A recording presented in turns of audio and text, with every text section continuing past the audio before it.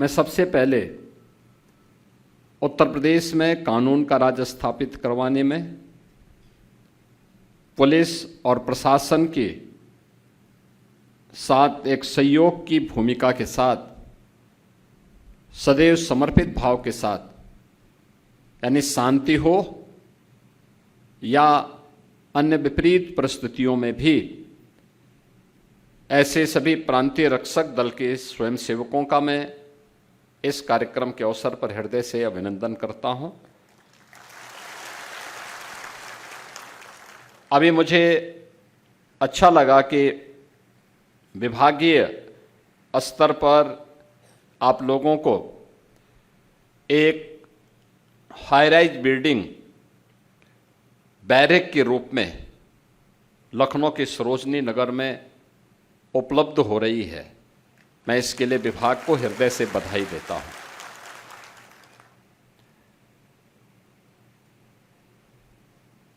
परिवर्तन ऐसे ही होता है।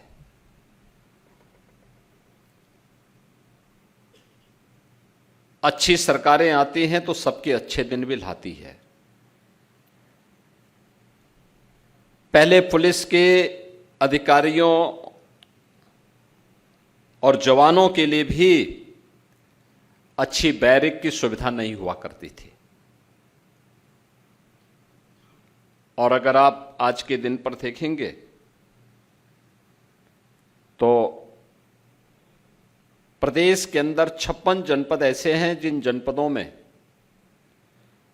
उस जनपद की सबसे ऊंची बिल्डिंग अगर किसी की होगी तो पुलिस कार्मिकों के बैरक की होगी।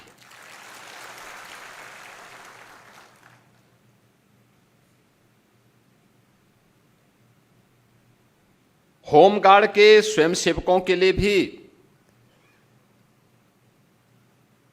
अब अच्छी अवस्थापना सुविधाओं का विकास हुआ है। अब प्रांतीय रक्षक दल थे, प्रांतीय रक्षक दल के लिए भी अब हाईराइज बैरक के निर्माण का कार्य लखनऊ में संपन्न हुआ है। ये चीजें दिखती हैं कि परिवर्तन केवल एक तबके के लिए नहीं है, हर एक तबके के लिए परिवर्तन और उसमें व्यापक सुधार आज दिखाई दे रहा है। मैं इस बैरक के लिए प्रांतीय रक्षक दल से जुड़े हुए सभी अधिकारियों को, स्वयंसेवकों को हृदय से बधाई देता हूं। आज हम सब आपके लिए एक विशेष प्रयोजन से आए हैं। मुख्यमंत्री कैशलेस की सुविधा 31,000 से अधिक जो प्रांतीय रक्षक दल के स्वयंसेवक हैं, इन सबको उपलब्ध करवाने के लिए ये प्रांतीय रक्षक दल कैशलेस सुविधा का मतलब किसी भी सरकारी और सरकार के द्वारा इम्पैनल्ड हॉस्पिटल में 5 लाख रुपए की स्वास्थ्य की फ्री में सुविधा अब आपको भी प्राप्त हो जाएगी।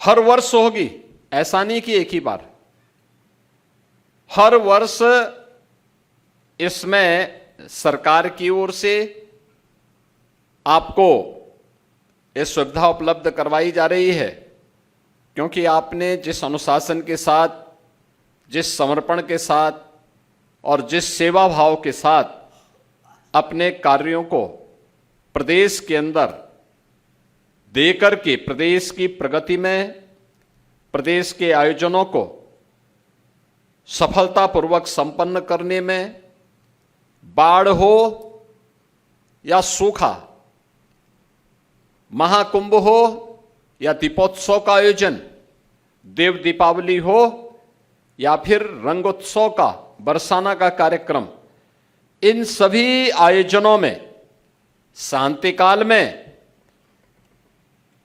ट्रैफिक की व्यवस्था का संचालन करने का कार्य हो या फिर राजस्व से जुड़े हुए मामलों में प्रशासन और पुलिस का सहयोग करने के लिए, हर एक स्तर पर जहां भी लगा दिया चुनाव की ड्यूटी हो या फिर किसी अन्य सामान्य प्रयोजन से, इन सभी कार्यक्रमों में एक साथ जुड़ करके, लग करके प्रांतीय रक्षक दल ने अपनी जो सेवाएं प्रदान की हैं, उन सेवाओं के प्रति उनको धन्यवाद देते हुए आज राज्य शासन की ओर से आपको 5 लाख रुपए की प्रतिवर्ष स्वास्थ्य बीमा का कवर उपलब्ध करवाया जा रहा है। और किसी भी सरकारी इम्पैनल्ड हॉस्पिटल में आप जाकर के, निजी क्षेत्र के इम्पैनल्ड हॉस्पिटल में जाकर के आप अपने परिवार का भी उपचार उस 5 लाख रुपए में करवाने के लिए स्वतंत्र होंगे। इसके लिए उत्तर प्रदेश सरकार ने सुविधा आज आप सभी 31,000 स्वयंसेवकों को प्रदान किया है।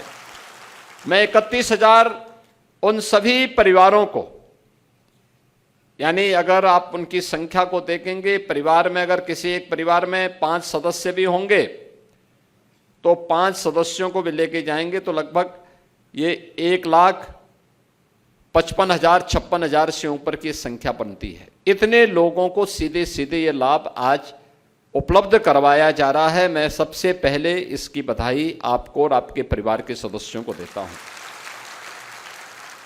दूसरा, पीआरडी के जवानों के लिए, स्वयंसेवकों के लिए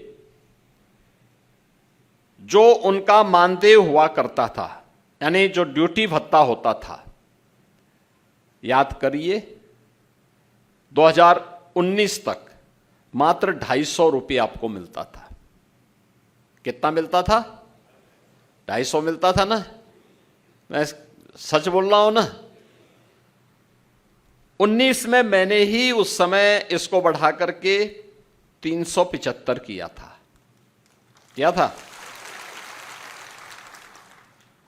फिर 22 में इसको बढ़ा करके 395 किया था ना? याद है ना? और फिर 25 में इसको बढ़ा करके 395 से बढ़ा करके 500 रुपया किया था ना? ये प्रतिदिन का भत्ता है आपका, और अब हम इसको 600 रुपया करने जा रहे हैं।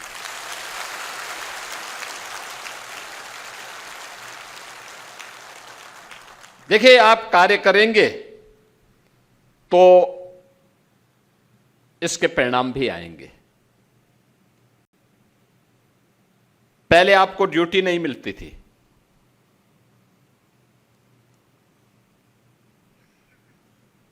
आज पीआरडी के जवान कम पड़ जाते हैं ड्यूटी के लिए।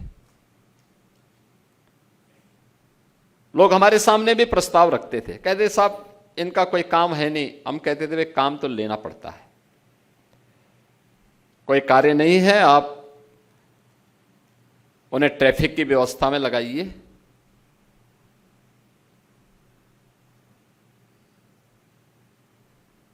उन्हें मेट्रो की सुरक्षा का दायित्व भी दीजिए, एयरपोर्ट की सुरक्षा का दायित्व भी दीजिए, विभिन्न कार्यालयों की सुरक्षा की व्यवस्था का दायित्व भी दे दीजिए।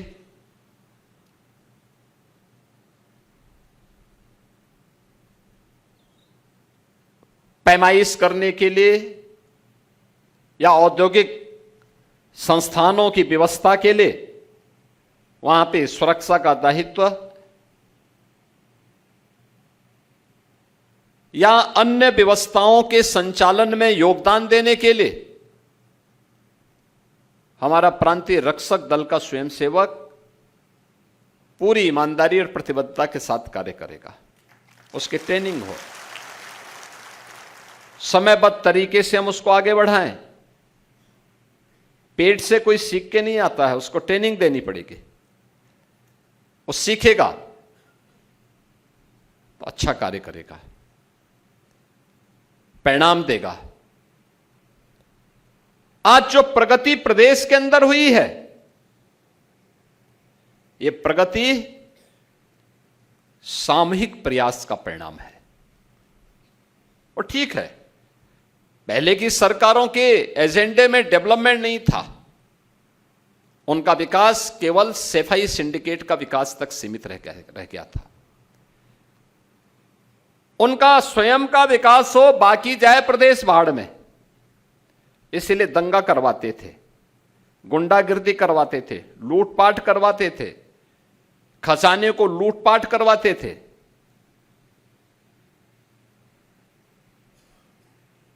जब समग्रता के साथ कोई सरकार सोचती है, सर्वसमावेशी विकास की बात करती है,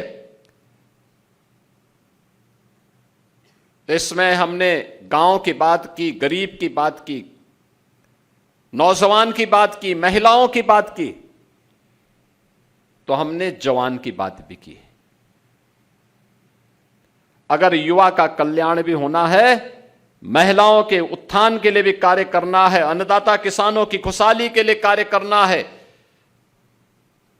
गरीब को शासन की योजना का लाभ पहुंचाना है, तो हमें सरकारी कर्मचारियों को भी, अपने जवानों को भी भरपूर सम्मान भी देना पड़ेगा, उनको संरक्षण भी देना पड़ेगा और हर प्रकार की सुविधाओं से उन्हें आच्छादित भी करना पड़ेगा।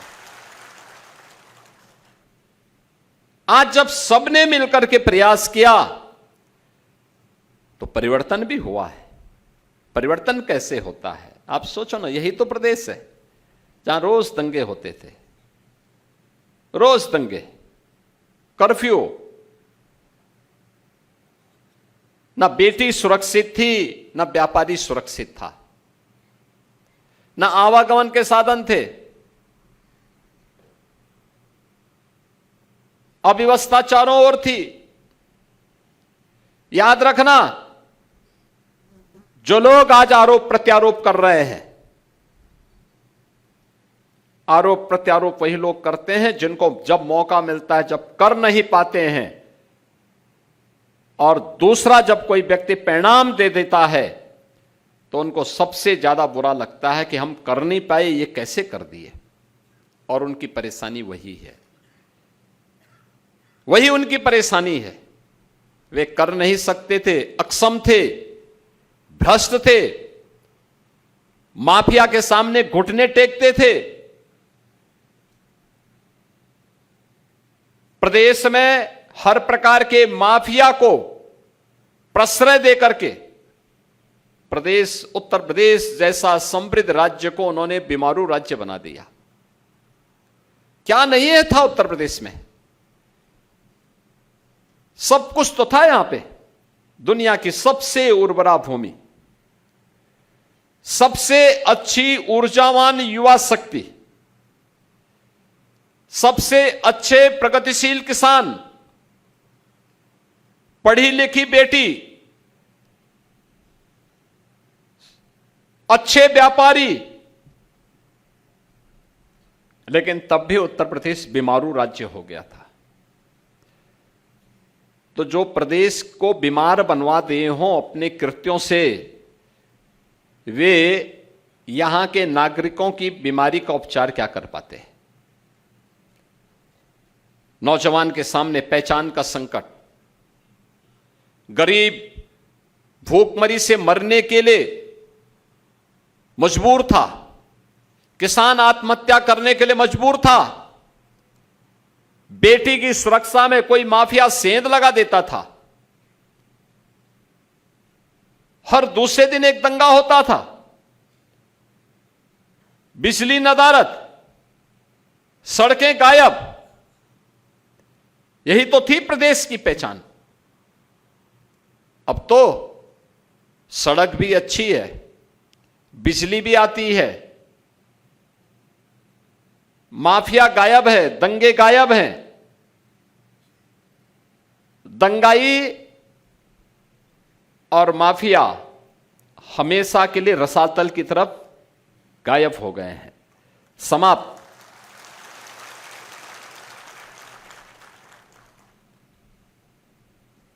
आज उत्तर प्रदेश बीमारू राज्य नहीं है, भारत की अर्थव्यवस्था का एक ग्रोथ इंजन बनकर के उभरा है। हमने 9 वर्ष में उत्तर प्रदेश की अर्थव्यवस्था को 3 गुना किया है। कुल 12 लाख करोड़ रुपए उत्तर प्रदेश की अर्थव्यवस्था की थी, आज वह है 36 लाख करोड़ रुपए की। 43,000 थी यहां प्रति व्यक्ति आय, आज वह 1,20,000, आज 1,20,000 है। यहां का जो सालाना बजट था वह 3 लाख करोड़ का था, आज हम वह 9,70,000 पहुंच गया है। यह है प्रोग्रेस, यह है प्रगति के मानक। ये लुटवाते थे, लूटते थे, प्रदेश का पैसा विदेशों में जमा करवाते थे, अपने बाल बच्चों के लिए, आने वाली कई पीढ़ियों के लिए इतना पैसा इन्होंने संचित करके रखा हुआ है, इनको लगता है कोई खतरा आएगा ये भाग जाएंगे। लेकिन जिन लोगों ने दुबई में पैसा छुपाया था, आपने देखा होगा अभी अमेरिका ईरान के युद्ध में, और ठीक मिसाइल वहीं गिर रही थी, चिल्ला रहे थे सब, यानी मौतें दुबई में हो रही थी, मिसाइल वहां गिर रही थी, और चिल्लाहट इन नेताओं के घर में हो रही थी कि जैसे, क्योंकि उनका सब अवैध कमाई का पैसा जा रहा था, वो मिसाइल उनके अवैध कमाई पे भी गिर रही थी। और ये ऐसे ही लूट करने वालों पर ऐसे ही होता है। बहनों और भाइयों, आज मैं आप सबसे यही कहूंगा, मैंने आपको बताया ना कि 250 रुपये से, आप सोचो 1948 से 2018 तक, यानी 75 वर्ष तक आपकी जो प्रोग्रेस थी वो 75 वर्ष में मात्र 250 रुपये तक पहुंची थी, और मात्र 9 वर्ष में, यानी 8 वर्ष में आपकी प्रोग्रेस पहुंची है 100, यानी 100% से ज्यादा पहुंच गई। आज ये 600 रुपये तक पहुंच गई है। 250 से 600 रुपया वह अलग है, और 5 लाख रुपए का कैशलेस की सुविधा भी आपको अलग से मिल गई है। इतनी सुविधाओं पे आच्छादित होना, इसके लिए और मेहनत से काम करने की आवश्यकता है, और परिश्रम किए जाने की आवश्यकता है, और भी अच्छे ढंग से, सम्मानजनक ढंग से अपने इस प्रांतीय रक्षक दल को और सुसज्जित करने के लिए, इसकी ट्रेनिंग को और पुख्ता बनाए रखने के लिए, जो रिक्त पद हैं उनको और समय पे भरने की तैयारी करने के लिए ट्रेनिंग समय समय पर हो, और जहां ड्यूटी पे लगा दिया जाए, शासन के जो ऑर्डर हैं पूरी ईमानदारी और प्रतिबद्धता के साथ उसका पालन करना है। यही जीवन का ध्येय होना चाहिए, क्योंकि हम सब भारतवासियों का एक ही ध्येय होना चाहिए, और ध्येय होना चाहिए कि देश प्रथम। मेरे देश की सुरक्षा में कोई सेंध न लगाने पाए, हमारे राष्ट्र को कोई क्षति न पहुंचाने पाए, भारत की एकता और अखंडता को कोई खंडित न करने पाए, भारत की सुरक्षा में कोई सेंध न लगाने का दुस्साहस कर सके। बांटने वाले जो लोग हैं, कोई जाति के नाम पर, कोई क्षेत्र के नाम पे, कोई भाषा के नाम पर, कोई किसी अन्य बात के आधार पर बांटने का जो कुत्सित प्रयास करेंगे, इन लोगों से सतर्क और सावधान रहने की आवश्यकता है। जो कमांडर की ओर से ऑर्डर प्राप्त हो, आप जिसके अधीन भी काम करते हो,